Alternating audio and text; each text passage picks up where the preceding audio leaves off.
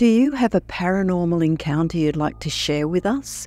Send us an email with your story for a chance of it being featured on Weird World. In the spring of 1966, Sharon Maritz's life took an unexpected turn.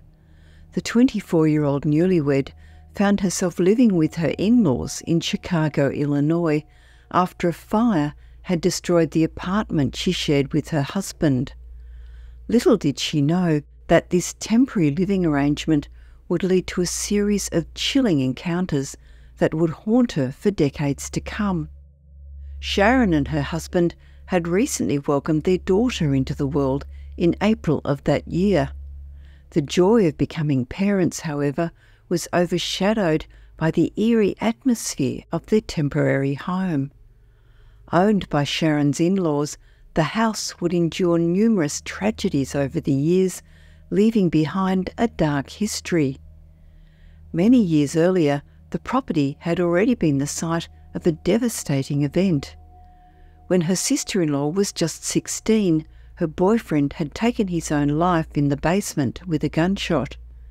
Years later, in 1968, after Sharon and her husband had divorced, the kitchen would become the scene of another gruesome incident. Her by then ex-husband, struggling with bipolar disorder, would end the life of his own father in a violent outburst. However, the house's sinister nature had made itself known from the very beginning. One of the bedrooms harboured a putrid, inexplicable odour with no discernible source that defied all attempts at removal. Despite tearing down wallpaper, refinishing floors, and completely renovating the space, the stench of decay lingered. It was as if the very essence of death had seeped into the room's foundations. It also persisted unnaturally long, much longer than what would have been expected from a simple animal carcass or other earthly sources. Sharon's husband's aunt, a woman with an interest in parapsychology, took it upon herself to address the issue. After failed attempts to cleanse the room through more conventional means, including having a priest bless the space, she resorted to burning a special mixture of incense. Eventually, the foul odour dissipated, but its unsettling memory still lingered in the minds of those who had experienced it. For Sharon, the house was a constant source of unease. She found herself reluctant to be alone upstairs, particularly after her husband left for work in the mornings. To combat her fear, she would bring the family's 2 dogs with her for company.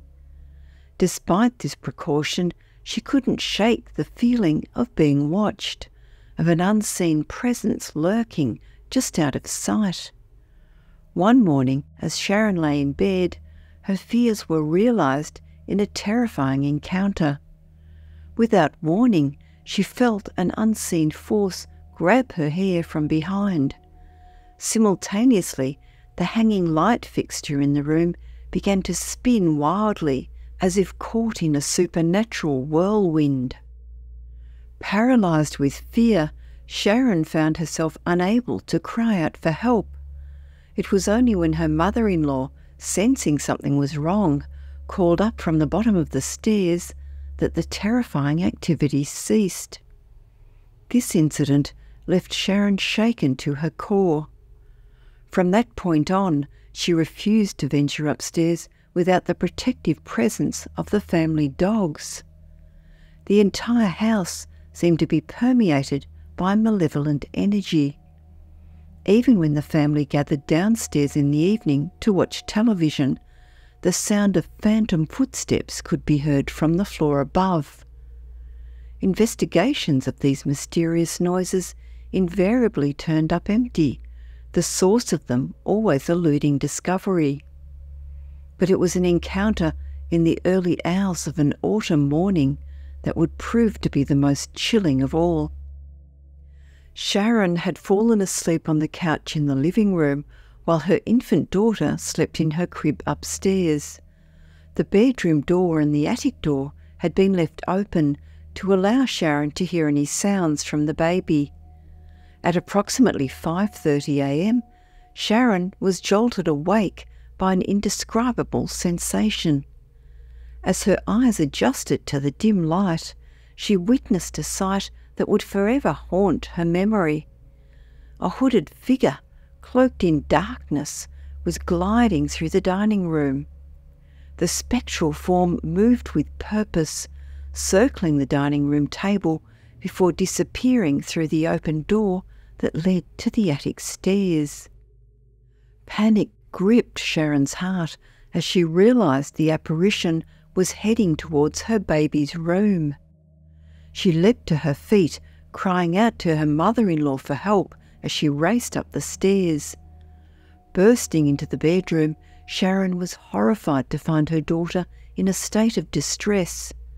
The infant's eyes were rolling back in her head, and her tiny body lay limp in the crib. Acting on instinct, Sharon scooped up her unresponsive child and rushed downstairs. Her mother-in-law, roused by Sharon's cries, sprang into action.